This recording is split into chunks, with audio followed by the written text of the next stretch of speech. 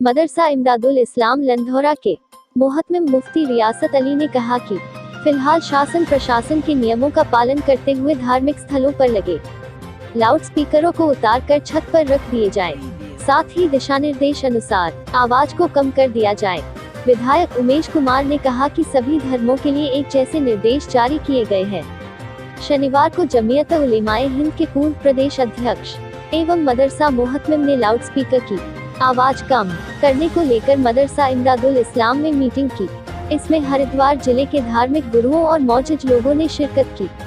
कार्यक्रम में विधायक उमेश कुमार ने भी शिरकत की। मुफ्ती रियासत अली ने कहा कि शासन प्रशासन की ओर से सभी धार्मिक स्थलों पर लगे लाउड स्पीकर की आवाज कम करने के निर्देश दिए जा रहे हैं, इसलिए हम सबका फर्ज है कि सरकार और अदालत के फैसले का सम्मान करते हुए धार्मिक स्थलों पर लगे लाउड स्पीकर की आवाज डेसिबल यंत्र के हिसाब रखे।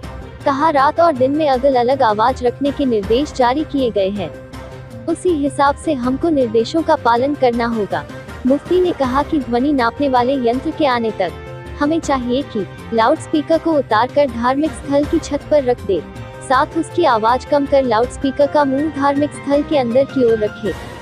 विधायक उमेश कुमार ने कहा कि अदालत ने ये फैसला सभी मजहब के लोगों के लिए सुनाया है, इसलिए कोई ये मत समझे कि किसी एक वर्ग पर ये नियम लागू होंगे। विधायक ने कहा कि शीघ्र ही रेलवे स्टेशन के पास स्थित मदरसा ढंढेरा मदरसा के पास से गुजरने वाली हाई टेंशन लाइन को हटवाया जाएगा।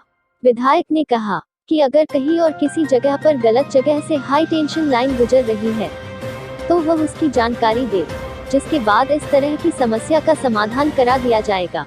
वही एलटी कला का परीक्षा परिणाम नहीं आने को लेकर छात्राओं ने विधायक से मुलाकात की। 30 से अधिक छात्राओं ने विधायक उमेश कुमार से मिलकर बताया कि वर्ष 2021 में उन्होंने एलटी कला की परीक्षा दी थी, लेकिन अभी तक परीक्षा परिणाम आउट नहीं हुआ है, जबकि बाकी विषयों का परीक्षा परिणाम दिसंबर में आ चुका है।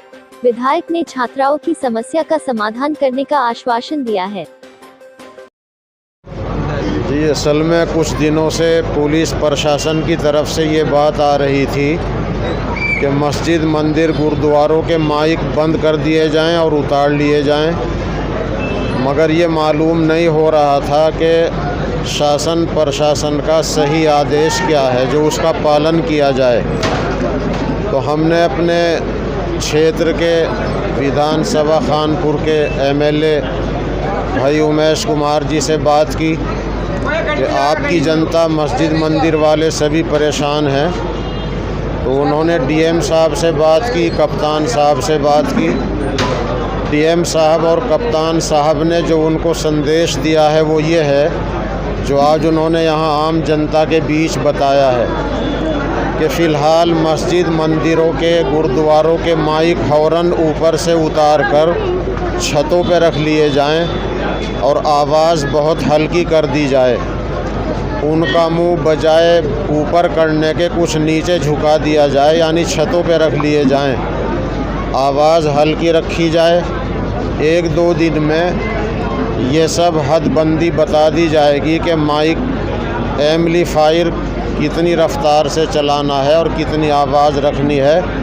वो माइक जानने वालों को बुलाकर और अफसरान से बातचीत करके हम अपने हलके में, इलाके में दूर दूर तक मस्जिद वालों के पास ये कागज़ भेज देंगे कि माइक की आवाज़ कितनी रखनी है, ताकि कानून का पालन भी हो और लोगों को परेशानी भी ना हो। मदरसा इमदादुल इस्लाम कस्बा लंढौरा के ज़मीन में और इमारतों से गुज़रती हुई 11,000 की लाइन है। बहुत से मकानों के ऊपर जा रही है। 10-15 साल पहले एक मज़दूर की मौत और शहादत इसी लाइन की वजह से हो गई थी।